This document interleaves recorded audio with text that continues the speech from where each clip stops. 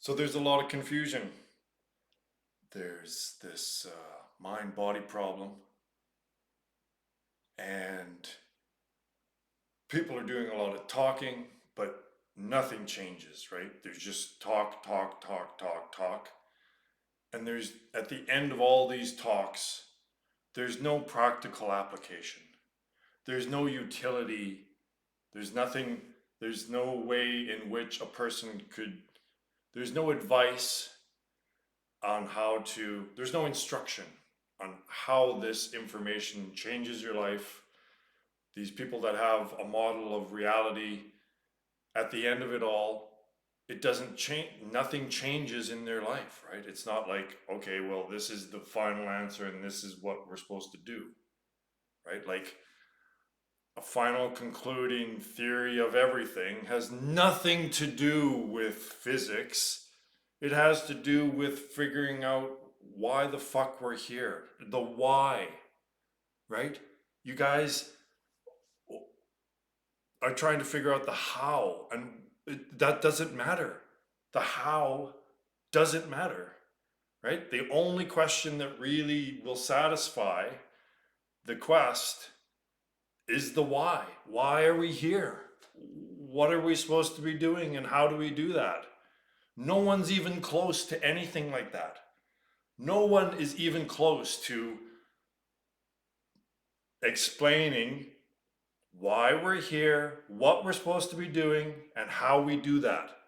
No one's even close. So I'm just going to do all that. Someone's got to have the balls to make some definite fucking statements here and say, this is the way it is. And the problem with the stagnation that the inquiry is at right now is mainly due to the language. Again, it's the thing nothing model that is inadequate to express actual human experience, because that's what we are, right? We're humans. And a model should relate to our experience. All right, so so the problem is, where do I start? All right, so consciousness, like, it's just a blanket word that has no meaning. Because if it has a different meaning for everyone, and if it's so ambiguous, it's very ambiguous. No one knows what consciousness means. They just say this word, and it's all mixed up. Everything's just mixed up into the firing of neurons in the brain. So again, maybe I'll start here, because the thing nothing model, right? So there's this question, how does something come from nothing, and why is there something rather than nothing? So those are the only options, right? Because there's things, and things are that which can be described by physics, right? That's what a thing is. Physicists are telling all this, right? Physicists are the scientists and the physicists and the academics are the ones that are telling us all this, okay? So, like, when you break this down, when you actually look at it, it's like, what? Really? So there's just brainwashing going on. So physicists and academics are telling us basically that there's only things, and if it's not a thing that can be described by physics, then it simply does not exist. It cannot even possibly exist, because it's just nothing. If it isn't describable by physics, it simply cannot exist. So actual human experience, we experience phenomena that aren't physical, right? They're not, we experience phenomena that we can't see, that we can't hear, that we can't touch, that we can't taste, that we can't smell. right? It's this stuff. It's the mind stuff. But the thing nothing model, which is an antiquated, like the thing nothing model is antiquated language that that people are doing all this, right? People that still have the worldview that they are the physical body, they're holding on to this worldview, and the language is, again, it's this Kobayashi Maru situation where it's impossible, it's literally impossible to generate the theory, the final concluding theory model due to the language. It's the language is set up to describe a world where only that which physics can describe exists. Now think about this, physicists. What physics is measurement, right? So basically what they're saying is that, I'll just read this. The thing nothing model does not recognize or even allow for the existence of any phenomena that exist outside of the measuring parameters of scientific contraptions. Right? So they're saying to us through their brainwashing in school that it is not possible for phenomena to exist outside the measuring parameters of scientific contraptions. So that's what they're saying, right?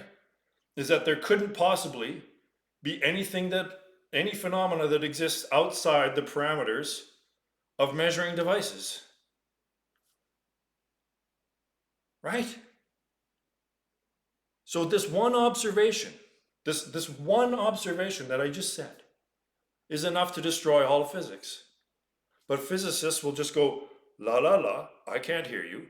That little bit of information that's obvious, that destroys all of physics, it just goes through, right? It doesn't stick. It's just, well, they're just words, right? We're only going to give credence to the words that we want to, right? So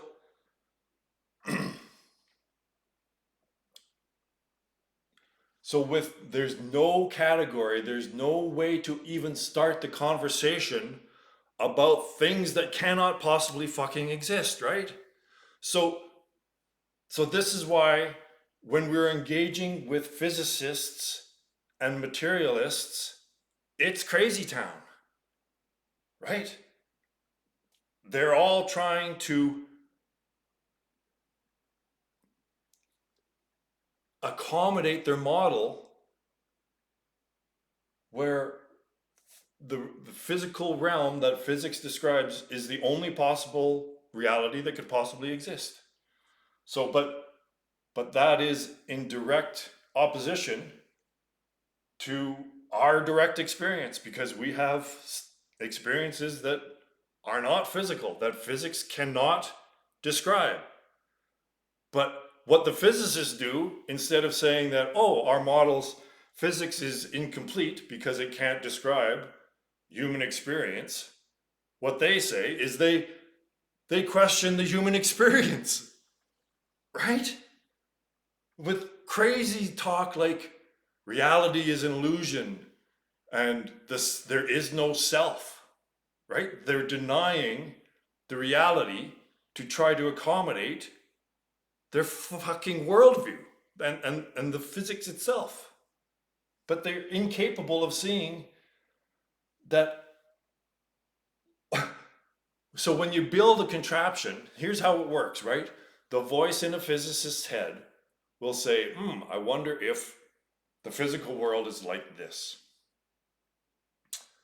And then that voice in the head will instruct that physicist to construct a contraption to detect detect what it predicted would be detected, right?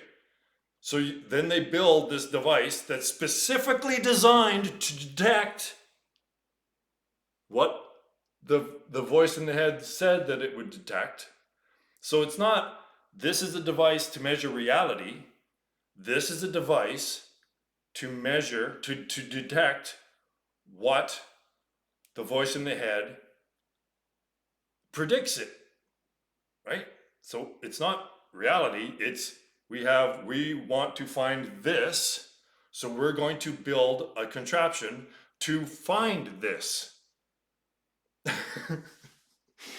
And then they say, and then when they find that, when it's actually a projection, it's not actually detecting anything, it's projecting, because there it's always a direct relationship with the observer. So the observer, it's not, there isn't a step in between. The observer is having a direct relationship with the device, right? So the device and the observer is having a conversation between the two of them. The measuring device, the detecting device, is a projecting device.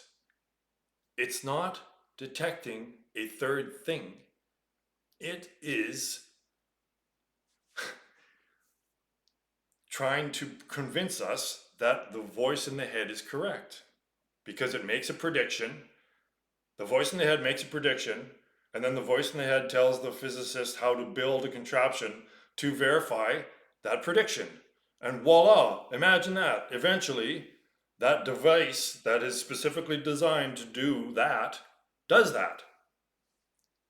And then they say that, well, that's all of reality.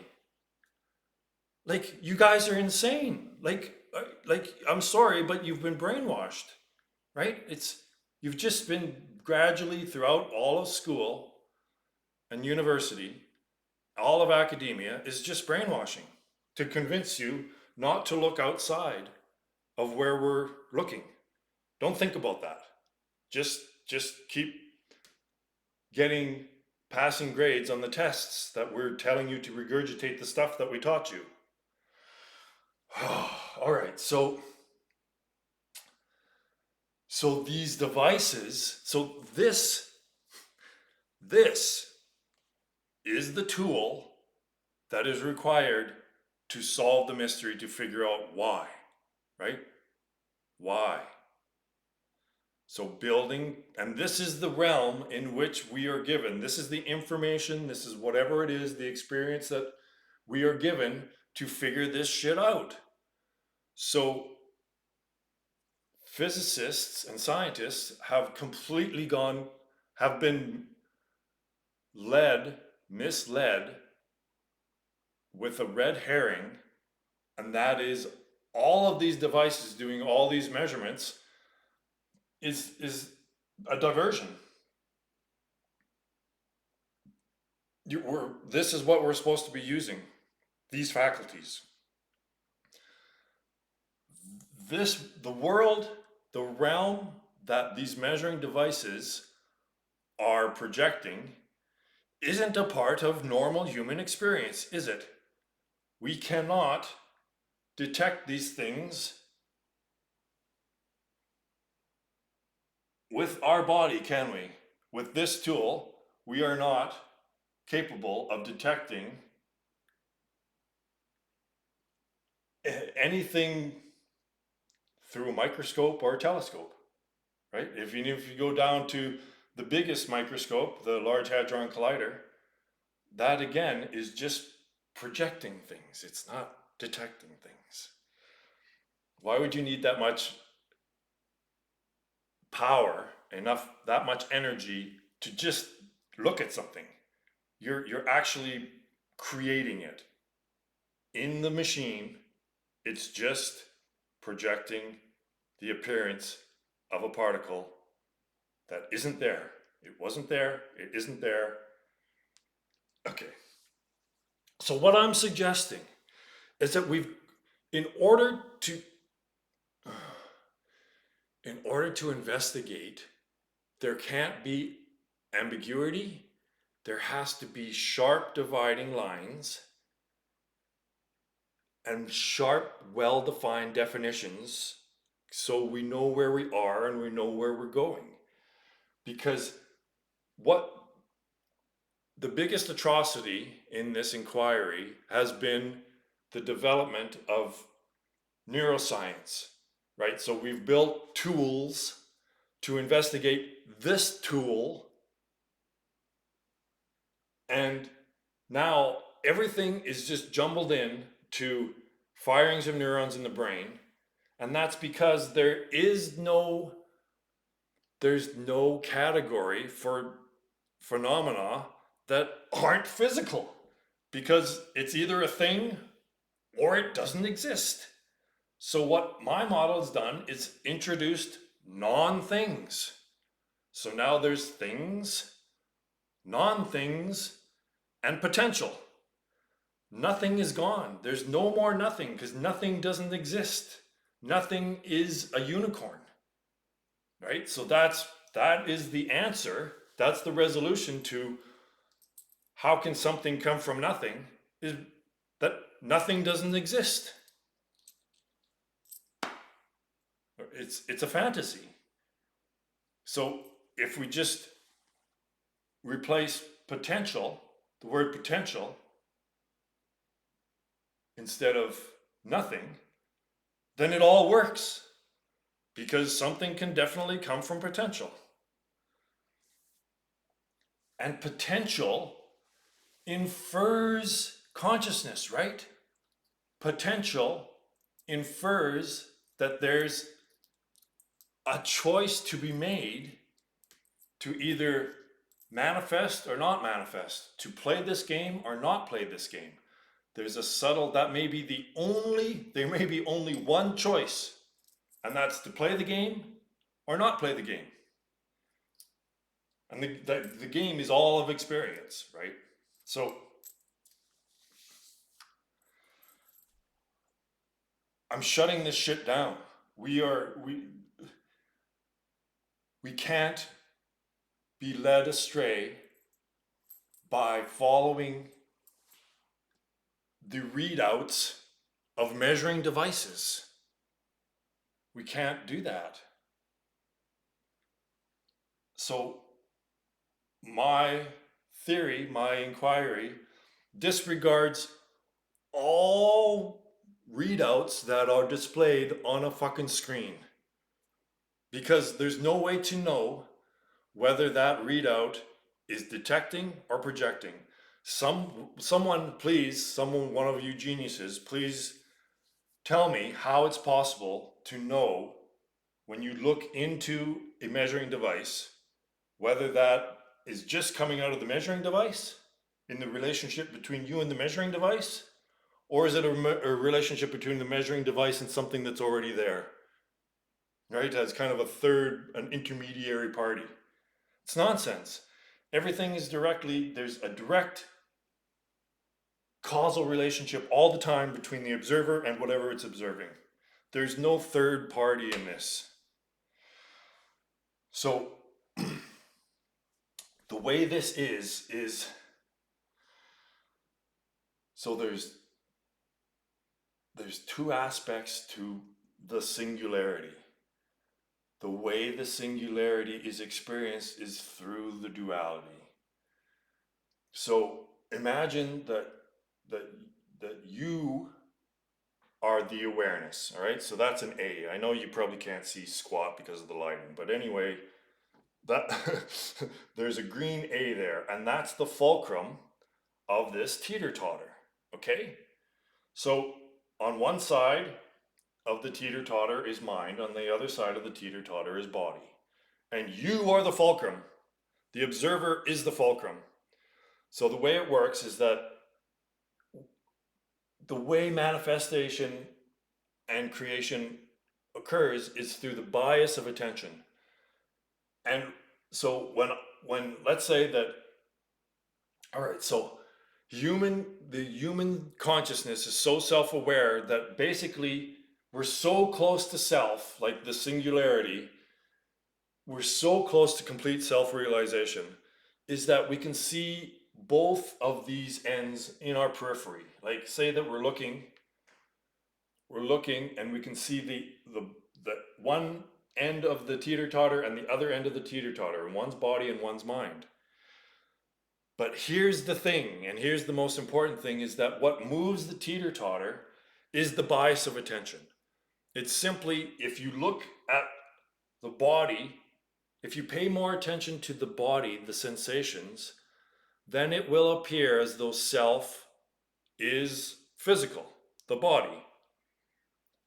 And then, so the way it's been for 13.8 billion years is that awareness has just been looking at the body, basically, right? So let's say that, all right, so the way it works is the more attention the observer gives to something, the more that becomes real, the more that appears as the reality. So if you're looking completely at the body, which is not really possible, but let's say that you're looking mostly at the body, every time you look at one of these, pay attention to one of these sides, that's what tips it. There isn't a causal relationship between, there isn't someone here and they're not pumping up and down. It's more like you're standing, when you're a kid, did you stand in the middle like I did and try to balance, right, on the fulcrum? You try to balance the two, right? So that's basically what's happening. So when you look to one way, the other side goes blurry, right? So if you're peripheral, if you look over here to the body, then the body, the physical world seems to be more real. And then if you look over here to mind, then that which is not physical seems to be more real and causal. So that's what's happening, right? Is that everyone is missing the third, no one is adopting the perspective of the fulcrum, which is the reality on which this balancing act takes place. So what's happening is that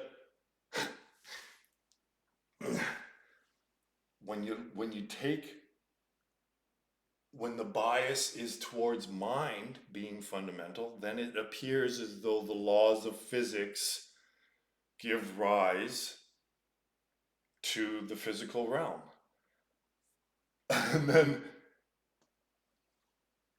but that's weird because materialists, if you look at the body, then it seems like if your bias is towards materialism, that the self is the body and the physical realm is fundamental reality, then it'll appear as though the physical realm is causal to the thought realm, right? But it's a Ponzi.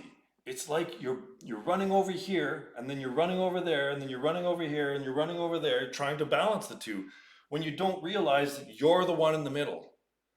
So the way to balance this thing out is to not have any bias. And that is word, that is thought. So you have to pull your attention away. I'm sorry, don't kill the messenger. The observer pulls the attention away from all of this, right? That's what meditation is. Meditation is not paying attention to thoughts and sensations. And it's not that difficult. It just takes a little bit of training. Like, have you ever been in the din of a restaurant and you're able to shift your attention to different individual conversations to find one that's interesting so you can snoop on without moving anything, right? You can somehow shift your attention in the din of a room to tune in on individual conversations. And that's what meditation is that you're learning how to shift that attention. You're learning how to control your own fucking focus, your own attention. Because right now, humanity has lost that control. It just looks at the loudest thing, loudest thing, the shiniest thing, the flashiest thing. Like, we're all an automatic pilot here. We're just automatons following whatever Maya presents to us. So this is what I'm suggesting, is that this needs to be separated because this is not working.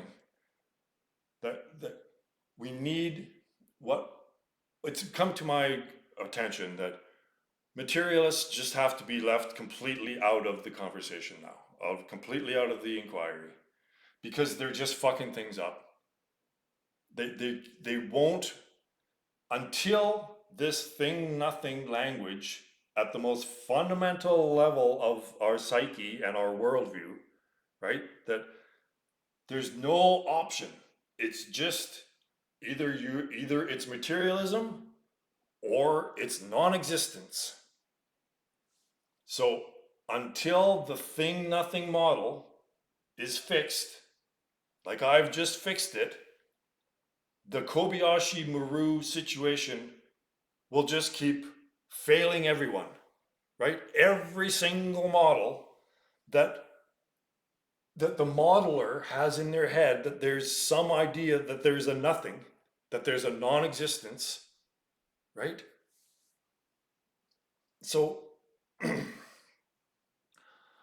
I don't know, like, what will it take to break you delusional people out of your delusion? I explain everything. I even explain why you don't want to accept this, because you know you exist while you're thinking. I think, therefore I am.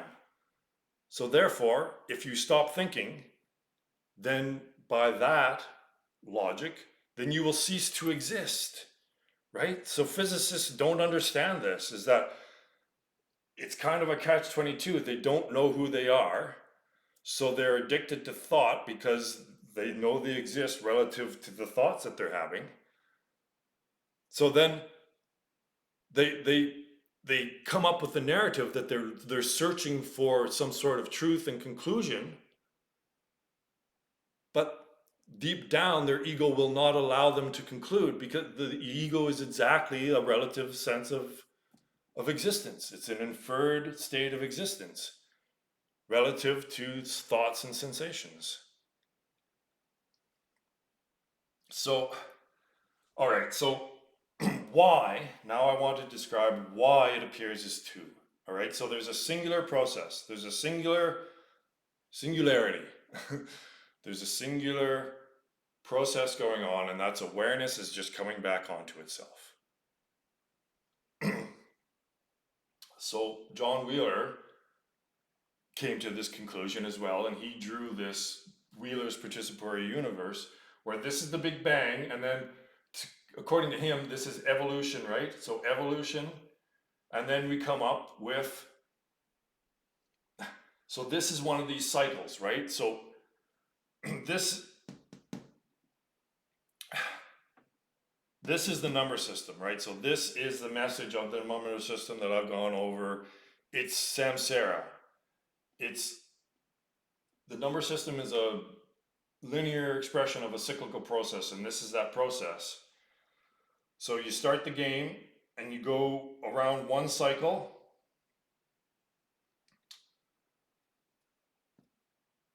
and then you can count one, right? You just keep counting. If you forget that you started there, like, ugh. All right. So if this is all awareness, right? So this is just awareness, the whole thing. Let's just say that this is all awareness. This is the awareness. So if it's all awareness, then it can see from both sides. It can't help but see. That's all it is awareness. That's all it is awareness. So it is aware simultaneously of looking this way, but it's also aware this way, right? It's only awareness. So it has to be aware. It has to be able to see both sides at the same time, right? See what I'm getting at? Is that, but if you're assuming, like physicists are, you just go full out on one, just ignore the other side that you're aware of, just ignore it. then this cycle speeds up, right? So with Wheeler, this was the Big Bang, right? So this is 13.8 billion years going on here. So to Wheeler, this was the Big Bang. So like this is one cycle, right? So this is the fundamental one iteration of samsara. That's 13.8 billion years old. That's it. And now this is sped up so fast because we're not recognizing the second half. We're only recognizing the body. Now imagine that this is you, a person, and this is a cell phone, and this is them holding the cell phone. It's literally a you, okay? ... cell phone. Like that is exactly, right? Cell phone. So now that process that initially took 13.8 billion years now takes what? Milliseconds? How long does it take for this process? Right? So what's happening now is that this process has sped up so fast, right? So fast that it's basically going to start going backwards, right? So if you don't recognize that you're seeing both in the periphery at the same time, if the awareness isn't complete, comprehensive, you know the positive and the negative equally, and you're just going all positive, then it's going to speed up so fast that it's going to flip. And if this is the Ouroboros, see, this isn't an arrow, it could be, but this is a mouth, right? This is the Ouroboros, this is the mouth eating its tail. This is how good of a drawer I am. That's a snake. And think of it, it's in a steady state, it's eating itself and growing at the same rate, right? So it's steady state. It's growing and eating itself at the same time. It's pooping out itself and eating its own poop, basically. and just if that is going at the same rate, then it's a very steady state. But what's happening now is that it's going so fast is that if it slows down, right? If it eats more than if it grows more than it eats, then it'll expand. And if it eats more than it grows, it'll contract.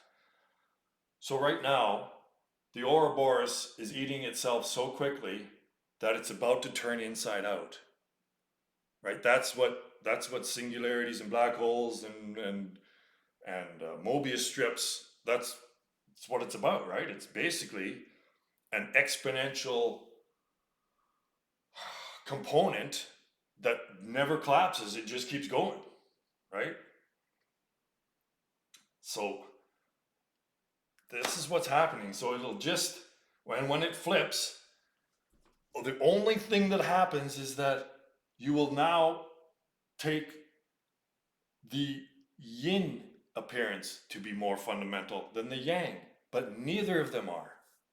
This is the fundamental reality.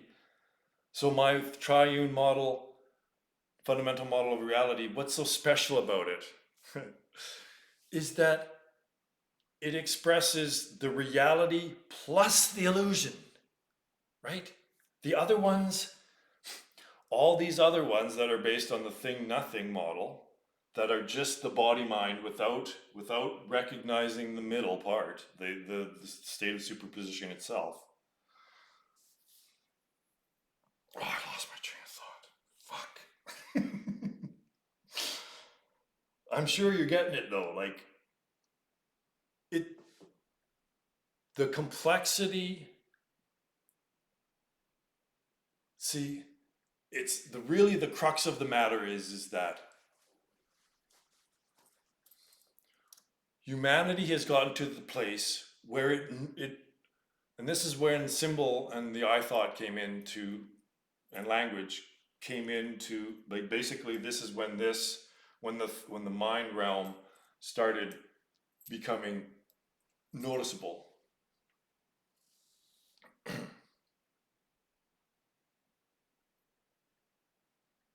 So human consciousness intuitively knows that it's not the body.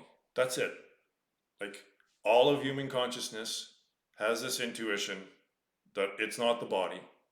And that's why religion and God and all this stuff, right? So we need to not include materialism anymore at all.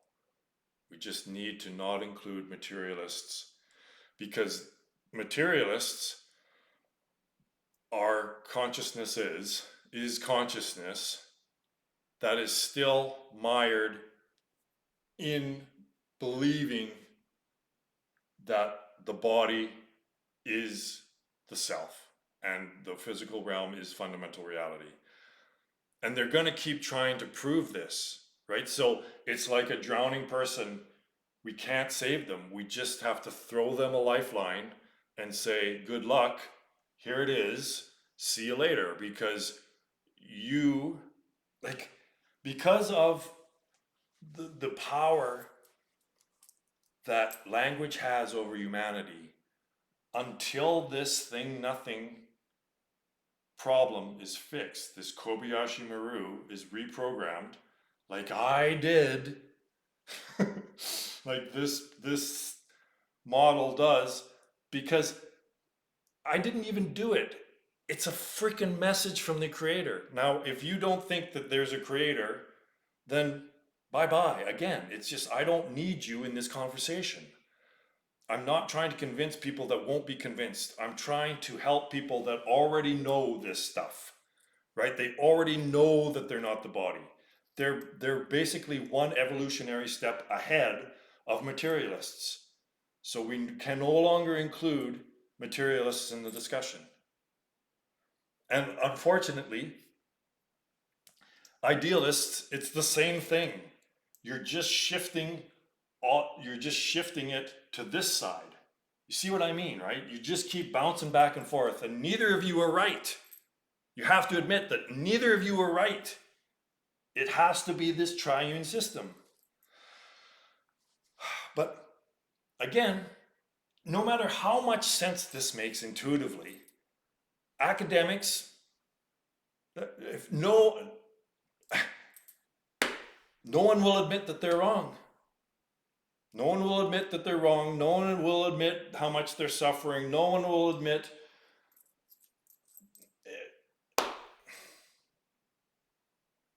So I'm trying my best to save all of humanity. This is for you. This isn't for me.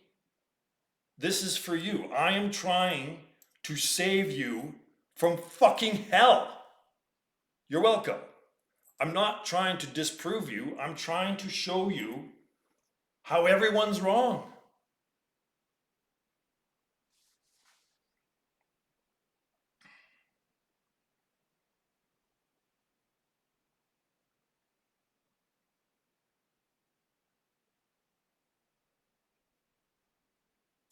And again, the simplicity of it all is the way to figure it out is to meditate, is to transcend the voice in the head, because the voice in the head is just leading consciousness into another huge iteration of samsara. That's the purpose of life, right? So I'm going to reveal those three things.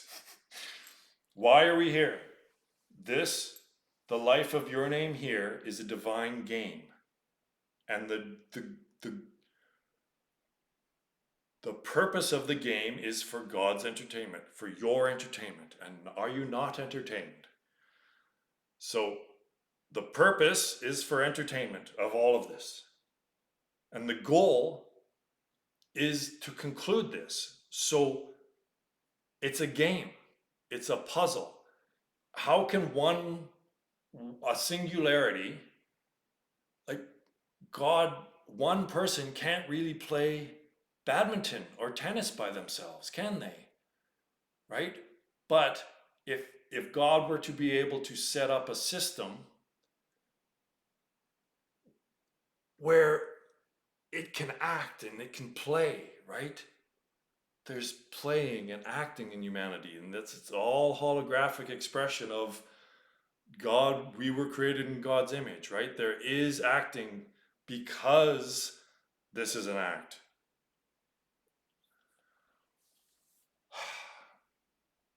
All right, so the purpose is to conclude the game, right? It's like a puzzle, a mystery, right? This is all of this inquiry is a mystery, right? We're engaging in the mystery. So mysteries have conclusions, right? There's a definite reality that is going to be revealed in a mystery. It's not just mystery all the way. It's not mystery all the way, right? So, and how do we get out of the cycle? How do we break out? How do we escape the labyrinth? How do we solve the puzzle? How do we complete the puzzle? How do we solve the mystery?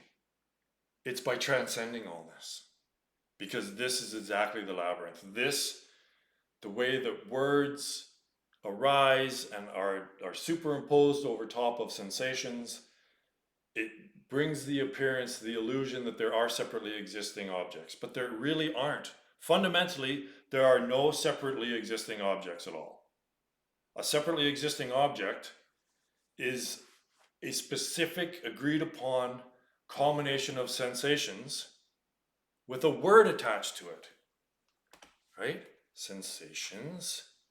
But if I don't put a word to whatever is going on, then where is there a separately existing object?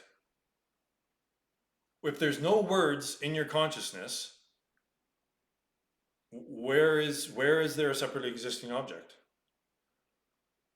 So it's actually words and language that project the illusion that there's separately existing objects. There aren't. And if a person engages in meditation and can actually witness, observe, free of bias, free of word is bias, then you can experience this for yourself. You can experience the deeper fundamental reality that I believe maybe the wave function is expressing, right? So the collapse of the wave function is a metaphor for when a thought comes into awareness, right? So right now, there's a field of sensations, and when a word comes in, fan, then that collapses the potentiality that is this field of senses. It collapses it into the appearance of a separately existing object. So that's the meaning, right, Federico? The meaning of quantum mechanics is how it relates to our direct human experience, right? It's a message. There's meaning to the information that's being presented. And that is this experience of just pure observation, free from bias. Bias is a word. So the wave function does not collapse. There's just the potential of a field of sensory potential. And when there's no word that pops into awareness, then it just remains. And you're one with everything, right? It works for your name here too. If your name here, those words never come into your consciousness, then there is no separately existing your name here.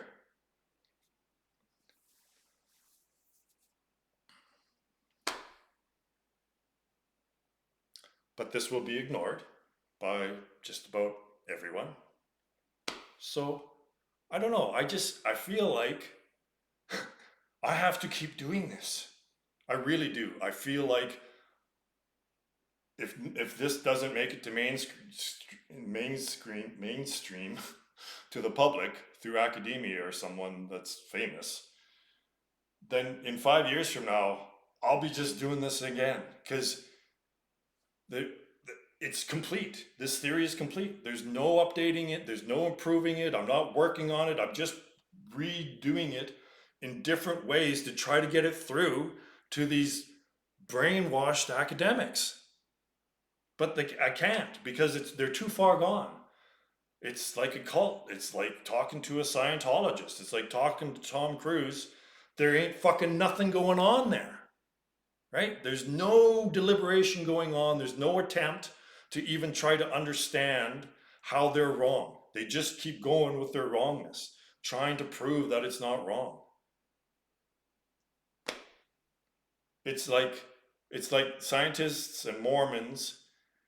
The more it's evangelism, right? So the more people that are in your group that agree on the same stuff, the same beliefs, the easier it is to believe those beliefs.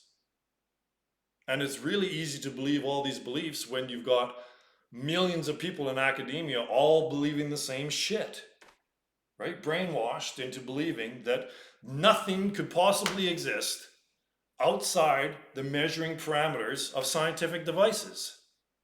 There is, right? That's a ridiculous statement. How can people do this and not inquire into this? Because when you're in the cult, there's no way to, once you're in the cult of academia, you have to play by their rules. And their rules is, don't think about it. Just regurgitate the shit that we've taught you so you pass the test, so that your money wasn't a complete waste, even though you won't get a job afterwards with your degree any fucking way. It's all programming. The whole species has been completely programmed and brainwashed by the voice from nowhere, by Maya. So if you want to end the game, if you want to actually find conclusion and find peace and happiness, your inherent perfect contentment of just being, once you've found the reason why and you're engaged in the process, then everything just becomes effortless. There's perfect contentment and happiness because you've figured out the meaning of life. And once that is the meaning of life, the reason why you're here is to figure out why you're here. And once you figured out why you're here, then everything is done. You're done. It's like perfect contentment. Like imagine just having the laundry folded and put away and the kids are asleep. That feeling where you get to finally sit down in the chair and just go, oh, completion. It's that for your life. It's that feeling for your life. You're done. It's effortless. The universe and you are in perfect alignment because you're not a separately existing object pushing against the entire fucking universe with everything you try to do.